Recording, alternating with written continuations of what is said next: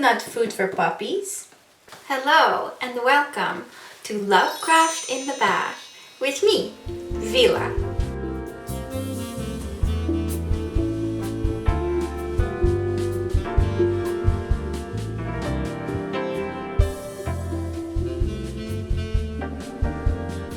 Today I'm going to be reading one of my favorite Lovecraft stories. It's called Celephaïs or Celephaïs. I don't know how people want to say it, but that's how I pronounce it anyway. And it's basically like a dream sequence. It's got the most beautiful imagery. Some of the words are made up and hard to understand or read. In my opinion, this story is also one of Lovecraft's scariest stories. Cody! You don't really realize what you're reading until the very end, the very last paragraph, which is kind of scary reading it back a couple more times. If you have not read this story, I highly recommend it, as well as all of other Lovecraft's work. I'm reading from this Little Penguin Classics compilation and I'm going through the stories as they come. So either go read the story Celephaïs by H.P. Lovecraft in the book, or you can listen to my narration, which I'll link in the description below. So let's get to it. This story is in a very different style than his other writing, and it's got kind of a hard to understand element because he really liked Lord Dunsany's writing, and his is kind of similar, but he uses it in a comedic way, and Lovecraft used it for artistic purpose to make it seem like a dream sequence by using beautiful words and having it be like poetry. So the first little bit of the story starts off, we introduce the character who's speaking to us. In a dream, Curanis saw the city in the valley, and the sea coast beyond, and a snowy peak overlooking the sea, and the gaily painted galleys that sail out of the harbor towards the distant regions where the sea meets the sky. In a dream, it was also that he came by his name of Curanis, for when he awake, he was called by another name. We know his name is Curanis now. Perhaps it was natural for him to dream a new name, for he was the last of his family, and alone among the indifferent millions of London, so there were not many to speak to him and remind him who he had been.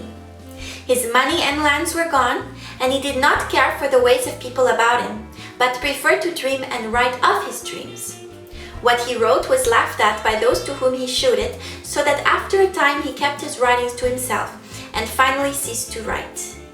The more he withdrew from the world about him, the more wonderful became his dreams, and it would have been quite futile to try and describe them on paper. I don't mean to reread the whole passage for those who have listened to the audiobook already, but it's very important to understand that he's somebody who was noble, and that has started to go away from him because he starts to withdraw into his dream world. He's unhappy with his life and can't really deal with the modern day, the toxicity of the people around him.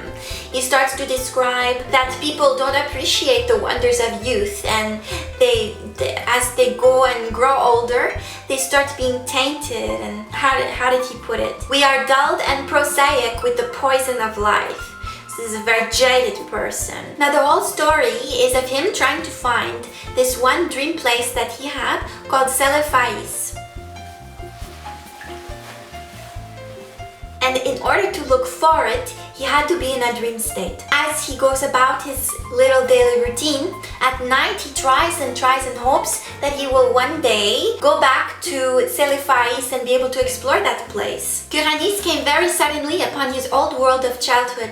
He had been dreaming of the house where he was born, the great stone house covered with ivy, where 13 generations of his ancestors had lived, and where he had hoped to die. He is missing where he grew up. In the earlier dreams, he gets to the city but can't get through.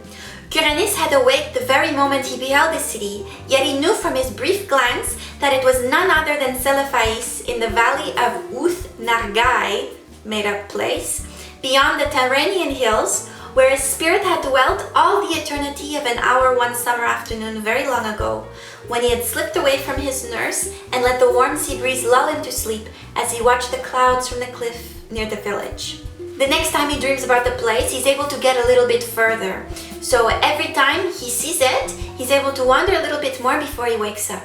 And he starts to describe details about it.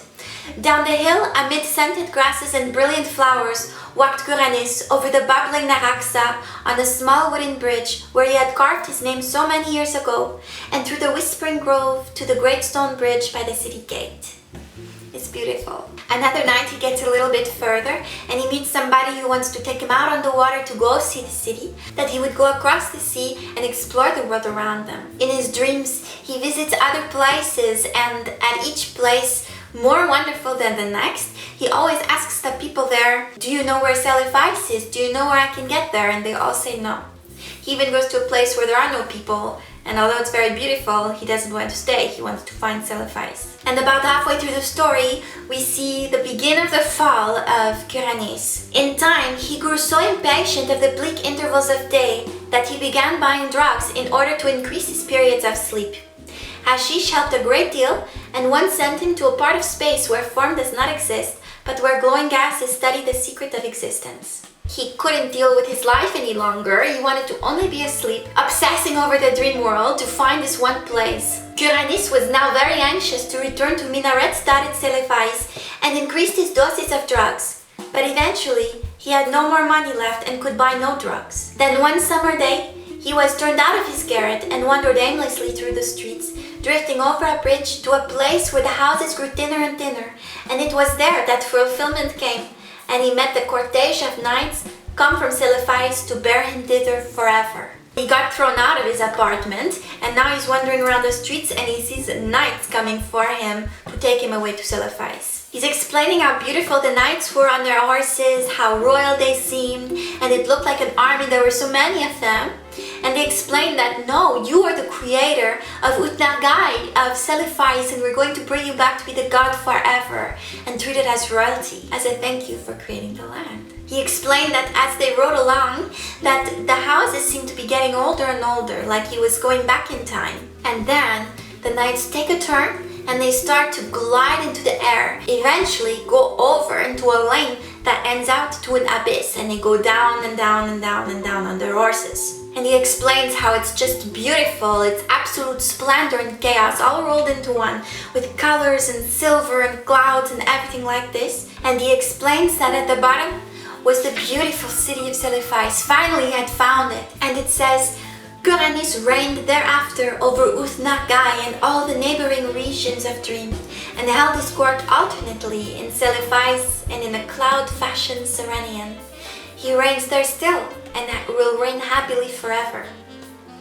And this is where it takes a turn. Though below the cliffs at Innsmouth, the channel tides played mockingly with the body of a tramp who had stumbled through the half-deserted village at dawn, played mockingly, and cast it upon the rocks by ivy-covered Trevor Towers, where a notably fat and especially offensive millionaire brewer enjoys the purchased atmosphere of extinct nobility. What the fuck?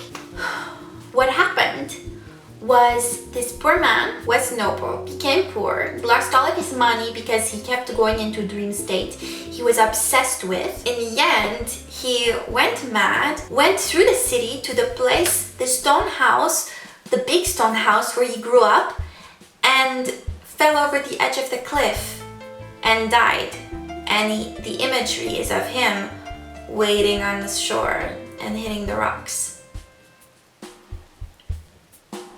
I mean, how dark is that? There's like beautiful words in here, and it's all about a dead person in the water. Lovecraft, you did it again. So I love this story. I think it's so unique, and it really inspires images into your brain. Lovecraft is very good at imagery and inspiring, seeing pictures that people like to recreate, the artists and everything like this. I think it's really fun that the story ended in Innsmouth. I haven't read that story yet, but it is super weird. It's about fish people and it's great.